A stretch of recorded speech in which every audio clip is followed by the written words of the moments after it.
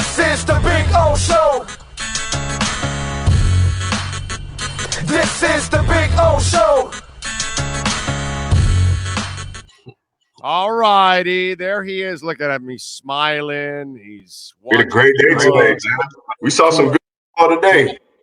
To a dropping dimes. Yeah, it wasn't people bad. You all don't know what the hell you're talking about. Here you go, baby. 55 yards. Boom. Right in the hands. He threw a nice one also, like a, 35-yarder to Waddle? That was also something like that during one-on-ones. It felt like they honestly made a point to throw the deep ball today with fans in the stands. Like, I've been watching one-on-ones all week. It's not that they don't run go routes in one-on-ones, but it felt like, especially first one out the gate, Tyreek versus Xavier Howard, one-on-one. Like, it felt like it was a point of emphasis to run that route right when the drill started. And then it felt like with Waddle, he's like, nah, like, let me run that back. I should have had that. So, no, I thought it was a strong day for Tua today. No, from what I remember, no near picks. No. That is something, maybe over-aggression has kind of – when he has had these near interceptions, they haven't just been like head-scratching, clueless throws. It's been, all right, I think, no, defender made a good play. Or defender made a good play. The other guy said he was sharp, and a lot of people wanted to bring up, I've heard that he was rough late in the practice. He was almost intercepted by Brandon Jones. Brandon Jones came running full speed at the point of contact, full speed at it. It was just a perfect read. Like, sometimes, defenders get paid too. We hear it all the time. Defenders get paid too. They've made great plays. Javon Holland has made great plays. You could tell he's really quarterbacking that defense so far this summer. But I think Tua has had a strong camp, and we're only a weekend. The pads still aren't on. Not that it matters for a quarterback, but just kind of using that as a reference to say it's really early in the camp. But I think he is showing strong signs through the first 4 days of practice. Yeah, better than the alternative. Listen, man, when you have an environment that you allow people to grow, then you're going to give them a chance to actually do their thing. Now, if you have an environment that is not conducive to growing because you're not giving that person the opportunity, the confidence, any of those things, then it just creates a bad situation. And I think that's what he had, unfortunately, under Flo. Under this guy, he's embraced him. He's ready to coach him. He's ready to win with him. And so now Tua feels like, okay, I got my support with me.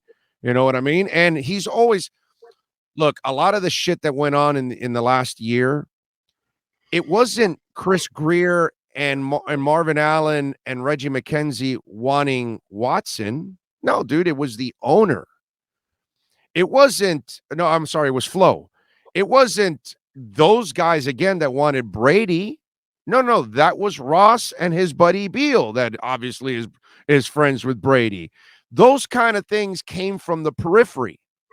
The guys in the front office, they want to prove that they drafted the right team, the right quarterback, all of that.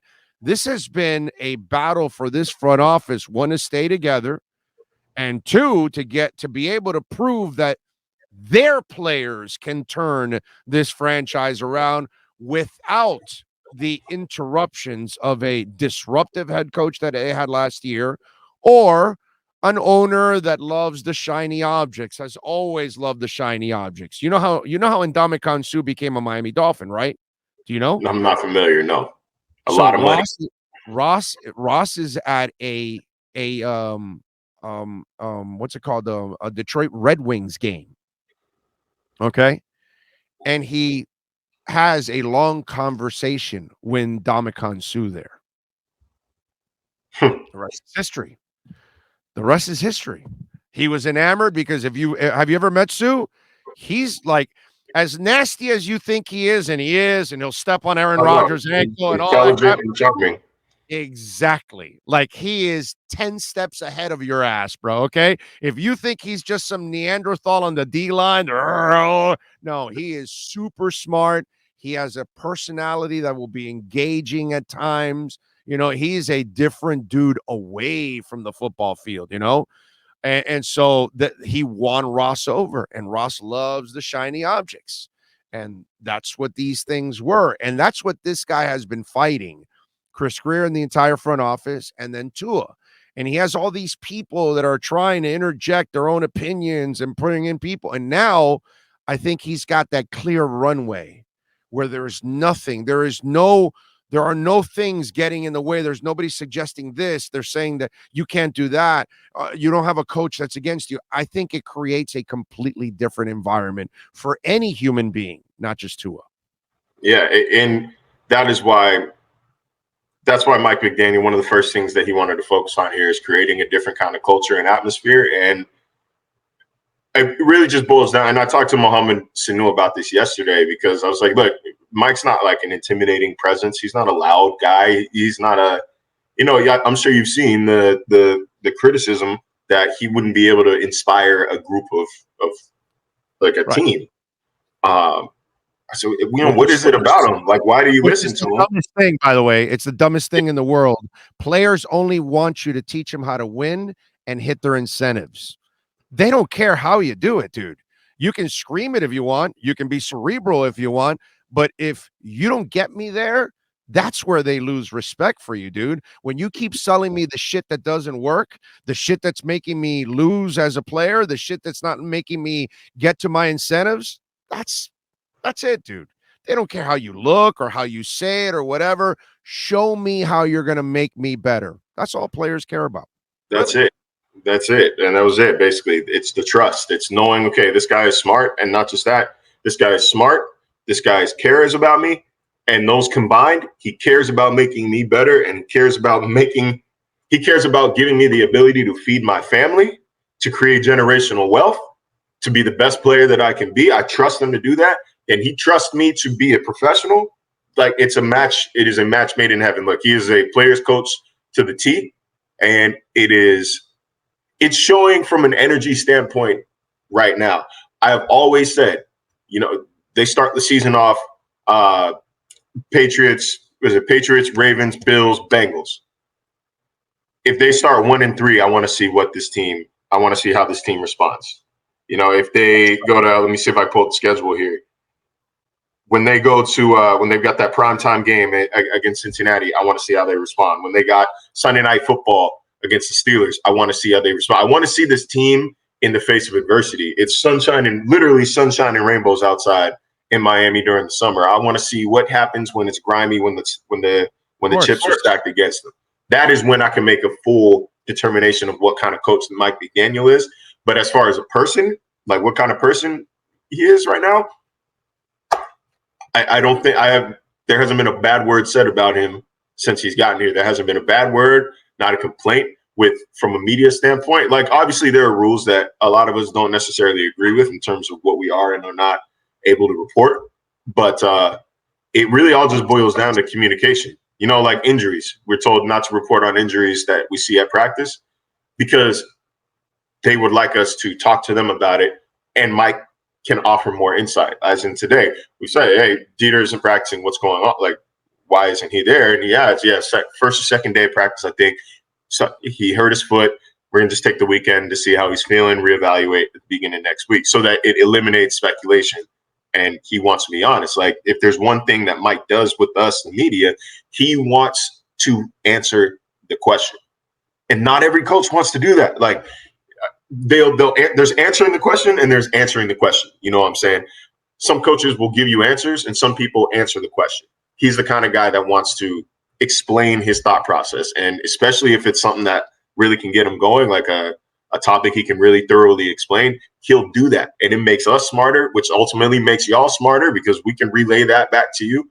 Like, it is just the synergy from every angle. It has been so readily apparent throughout the first, few weeks of training or week of training camp and throughout summer or spring practices. So it's a different energy here. Obviously, fans are excited. since I believe season tickets are either sold out or they'll be sold out by the beginning of next week. So it's just, we got to see. We'll see what happens on the field. But I mean, man, I know fans were excited from what they saw today. Like that, they needed. I think Tua needed it. Tua needed it, and I think it's a good confidence moment for the team too. At the same time, I think it's kind of a good bonding moment. But you know, when we look at what's going on offense, how concerned are you with Connor Williams? Because you know the snapping is continue to be an issue for him. He's got to find a way to fix that. That's one problem that I got to tell you. By training camp, you need to be pretty sharp on this from here on out. You got to start cleaning that up right there. It's reps, you know what I mean? It's reps, and when you think that, all right, once Dieter heals up, if Connor Williams can't figure out the reps, can't figure out how to snap properly with reps, then they'll bump him over to guard and move Dieter, who's an experienced center, back to that position. Like I think they're in a decent position right now. I don't think they need to scramble and try to get a JC Treader. Because I mean, you got to understand, like center is not. You're not just plugging and playing. Like you call the center the quarterback of your offensive line. He's got to be able to call blitzes. He's got to be able to make like certain reads and calls and adjustments. Like that's a lot. It's hard to just walk right into that. Like you would prefer as much time as possible to get him acclimated. I don't think it's necessarily a concern right now. We're still really early on, but I mean, we'll keep an eye on it. And I don't really think it's even been that big of an issue. I don't think it's been that big of a problem. But if this coaching staff believes in Connor Williams as center, they have evaluated him a lot more closely than I have. So I got to give him the benefit of the doubt until I see otherwise. All right. Who else are we giving some accolades to today outside of Tua and Tyreek Hill and Jalen Waddle, who obviously all looked fantastic? Who else? You know what I noticed today? Small, not really a small thing, but we'll see how many in the comments. If y'all were there, let me know if you saw it too. The one-on-one rep with Zacondre Wright and I think it was Quincy Wilson. Quincy Wilson, where, you know, there's some jawing back and forth, some pushing back and forth, and it started to spill out into the sideline. Yep.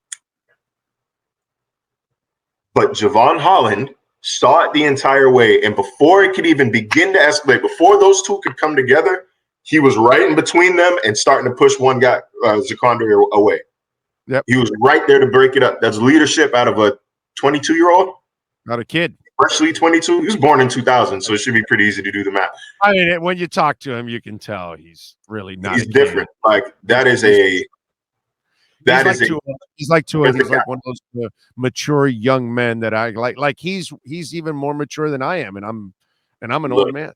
Yeah, that's a captain. I'd be surprised if we didn't see a C on his chest. Okay. And then beyond the maturity, his play has been excellent. His play has been excellent on the field. There's a reason why he's a 2-time orange shirt winner. They could have given it to him 2 times this week. Like I think he's really going to be special. And I know a lot of people speculate that because he was, you know, such an intriguing kid last year. But from the bottom of my heart, I mean it. This kid is a star, and he is going to be a superstar by the end of this year. He's that good. I think that combination, that tandem between him and Brandon Jones has Jordan Poyer, Micah Hyde potential. And I don't say that lightly because I think that's the best safety tandem in the NFL. But I think that's where they can go, particularly if Jones can, if Jones's coverage is as good as his pass rushing ability. They give Josh Boyer the versatility and the option to do things that no other defensive coordinator can do. Like those two led all defensive backs in pressures and pass rushes last season, and it wasn't particularly close. You know, some teams have one guy. The Panthers have Jeremy Chin. The Cardinals have Budda Baker. The Steelers got Minka. Like you got one guy who could do that. Miami's got two. So that's what confused the Ravens and Lamar Jackson so much last year. You can line both of them up at the line of scrimmage, and either one of them could be in your face or back in center field. You never know. It makes it such a difficult read. So I'm really liking what I see out of the safeties. And also, look, man, Duke Riley has been hooping throughout the week. He is a linebacker that moves and covers like a safety. We saw it today during one-on-one, or not even one-on-ones. I think it was during 11-on-11. One-on-one with Hunter Long downfield, broke it up with ease, and I've seen him do that multiple times throughout the offseason. I think, I think he's a guy to watch for some serious reps on defense this year. Maybe not a name that a lot of people think of or discuss. And maybe he's a guy who's known more for, his family off the field, or his who he's involved with off the field than what he does on it. But I'm telling you, from what I've seen this summer, Duke Riley is him right now. Duke Riley is him. So I think there's reason to be excited on defense. Andrew Van Ginkel, too, looks fast as hell out there. Fast as hell. Chased down Teddy Bridgewater like it was nothing. That's not that difficult. Considering the size difference and how much ground he had to cover. Yeah, considering the size difference or the athlete, it's not even close. Andrew Van Ginkel will beat Teddy Bridgewater in a 40-yard dash, giving him 20 yards. Okay, if you assume that when you consider Van Ginkel starts on the weak side and Bridgewater rolled toward the strong side, for him to close the gap and make him look like he was Peyton Manning, I think is significant. But it's not just the straight line speed. He is kind of Peyton Manning. It's his bend around the edge that I think is really catching people's eye. He looks explosive this year. When you factor him, like I love the pieces that Miami has on this defense right now. I could talk about it for hours, man. Like Phillips and Van Ginkel and Agba and Ingram, that 4-man rotation outside is, I mean, come fourth quarter, and that's going to be exhausting for opposing defenses. And then inside has been their interior defensive line has been terrible. Raekwon has to take that next step for this defense to be really special. He has to become that force that they're expecting him to break out to be. If he does that this year, that's when this whole thing, because he will start to cave pockets. And when you start to cave pockets, you force quarterbacks out of pockets. When you force quarterbacks out of pockets, then all of a sudden you run into guys like Phillips and Agba even more. And so I think that's really the important part to this defense, is the middle part of it, starting with Raekwon and those linebackers. Tyndall was flashed a little bit today. He was on the field a little bit today. So you're going to need the middle of that defense to become special, to then free up all these other athletes that you were talking about to really go out there and terrorize. What we're doing right now is you're requiring all the athletes to make all the plays. You're going to need some thumpers in the middle, and you're going to need Raekwon to really dominate. When the Dolphins had a really good defense, they had guys like Tim Bowens and Darryl Gardner and guys like that would cave in the middle and then open it up for Jason Taylor and Trace Armstrong and Lorenzo Bromell and Kenny Mixon and Agunlie and all the different guys that they had during those stretches. But the key was you had Zach in the middle, and you had Tim Bowens, you know what I mean? And I think the middle of that defense is really the key to everything else blossoming right now. That's just me. One maybe an area of concern. I can't even really call it a concern. It's an area that I can't gush about, but I think there's a reason, is boundary corner opposite of Xavier Howard. It's been, I think Trill Williams has flashed. He's made plays on the ball throughout the week. Noah has as well, but the problem is Noah gets matched up. When he gets matched up with Tyreek Hill in practice, it's an automatic dub it's an automatic dub. So I haven't necessarily seen that he is ready to successfully contain marquee receivers, which is something that if Byron Jones for some reason is not ready by week 1, then that's something that teams are going to scheme to Igmanogany's side. But I think that his attitude, his maturity, though, is off the charts. It's off the charts. I mean, I asked him point blank yesterday. I was like, look, you told us that you have worked this offseason and been told this offseason or taught how to let things go, how to not let things fester. I'm just curious about his development. So I was like, all right, how long did that game, your rookie year against Buffalo? And I didn't even get to finish the statement before he goes, against Stephon Diggs. And he's like, yeah, that, it still stays with me now. But like, those are the opportunities that I relish, that I can't wait to get again, because I know those are situations that I have to perform in.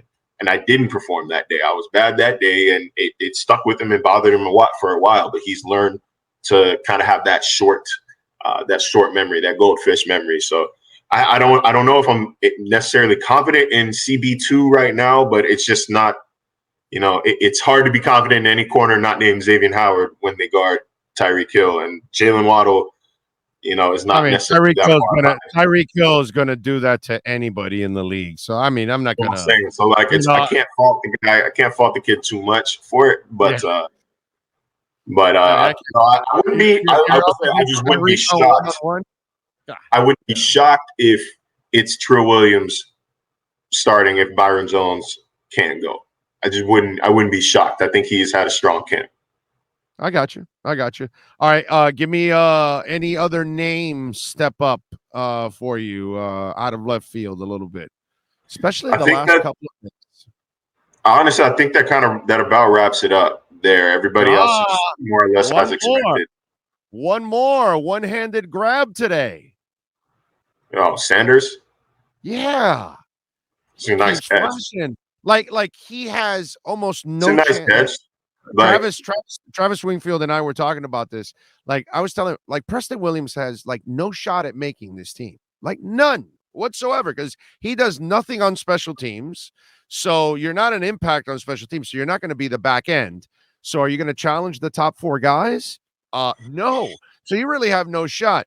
This kid, again, no shot probably. But he's doing enough to like say, well, we got to maybe put this kid on the practice squad, right? Because that one-handed catch, and then he's made a couple plays already this week. He's made some plays downfield, but like you look at the receiver position, obviously Hill, Waddle, locks, Wilson, lock, Ezukama, a lock. Right. Honestly, I think River Craycraft, because of what he can do on special teams, a lock. And then you've got Trent Sherfield, Preston Williams. I think Sherfield the lock because he's a stud special teamer. Sherfield, Sherfield and Craig. You just have to think like how many receivers are they going to keep? Because what throws everything off is running back. I think how many running backs, including Alec Ingold, how many running backs they keep is going to determine what they can do at the other positions. So yeah, when you look at, Edmonds and Mostert, Ingold, and then you got to decide: do you want Michelle? Do you want Gaskin? Do you want Ahmed? Like it's because you're not going to keep Michelle's the bigger back, the short yardage back. So, Gaskins can't do that. So remember, this is not a running game where it's really like a bell cow. It's going to be a committee type of thing and specialists and things like that. And I think Sony Michel brings a special quality that the other guys don't bring. And on short yardage, you might want to use Sony over all those guys. Look, Sony can't be trusted because he's very injury prone. I understand that. But outside of that, he's always proven that he can play. He is a really good running back overall when healthy. Problem with Sony is he's had a hard time staying healthy, man. My bad. I'm a little distracted here. My best friend, my oldest friend, we met in preschool when we were 3 or 4 years old. Just got engaged. So wow! Congrats to Alan. Wanted to say that out loud, man. I'm happy for you. All right. Can't wait to talk to you about it. You're just pumped up about the bachelor party, right? Because you're just a party animal. There you go. Back to Vegas and all that. Yeah. We got you. We got you. Party City. I got you. That's what it's all about. See, Marcel is always looking for the party. So he has as many friends as possible. So that way, when they get married, he's at all the bachelor parties. Notice all bachelor parties. Marcel is in the pictures somewhere. I've actually never been to a bachelor party, but he just asked me to be his best man. So I guess I have to plan one, huh? See, sometimes the crystal ball is here on the show, and I knew it. I knew somehow or another you're the kind of guy that plans a bachelor party. Make sure you get the coke sniffing donkey. Okay, they'd always, None of that. No, why not? None of that. No. Okay. I keep seeing in the comments. From what I know, Omar's doing well. Omar's doing well. I've checked in, but I have not heard. Did you hear back from Omar? I heard it from, I guess secondhand, but like he's good. I haven't said anything because I've been reaching out to him, but I haven't heard anything. So yeah, I'm a little concerned. So I hope everything's all right with him. So yeah, I know that. I didn't want to get into that. I didn't want to mention it publicly, even though it's all over. It's all over the place. It's all over Twitter. It's all in social media. So okay, but, all right. What else you working on ESPN so Dolphin fans can check you out? Again, I got hopefully some SC features, some nationally televised features in the works now. It's in development. Once it becomes a little more concrete, maybe I'll get a teaser. I'll sprinkle a teaser down here. I'm going to be off starting August 2nd. I'm going to go to practice, and then I'll be at NABJ for a few days. So I will not be around at training camp next week, or I'll be watching from afar. And then, when I get back, then we're back at the grind, because I'm pretty sure preseason starts that following week. So we're back, baby. We made it. Fastest offseason on record. And we're back already. Oh, yeah, well, it took forever to get here for me, bro. God, I've been dying for this thing to start already. Follow him on Twitter at Marcel_LJ. Catch his work there at ESPN. And, of course, catch him here twice a week with myedgedrink.com, Miami Dolphins Report. Remember, 10% off. You can't get the best energy drink on the planet in a store. You got to go to myedgedrink.com and use our code Big O to get 10% off. Delicious, smooth, and zero aftertaste, and only 78 calories. That way you can look slim and trim, just like my man Marcel. Marcel, have a great weekend. We'll catch up next week, my friend. Appreciate it, man. I'll see y'all Monday. You got it.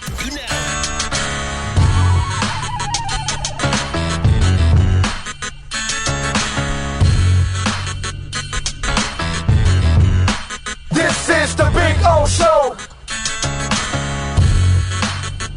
This is the Big O Show.